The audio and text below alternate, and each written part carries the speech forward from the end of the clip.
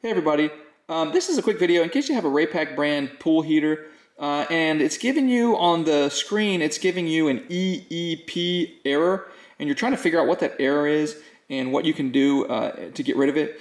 So first of all, that error, it indicates that there on the main processor that there's an error with the memory. So what you're going to need to do to get rid of this is you might need to replace the memory board, the control board, because the memory on it has failed. But before you do that, you want to do a hard restart on the heater because sometimes these electronic computer issues can be resolved just by a restart, just like on your computer. So all you need to do is turn it off and then cut power to it and leave the power off for like 30 seconds to a minute. And once that minute is up, you can restore power and then turn your heater back on, and that'll clear the error out and hopefully it won't come back. And again, if it comes back, then you're probably going to have to replace the main board because the memory is permanently damaged. So anyways, hope this video helped. Thanks a lot for watching. Have a great day.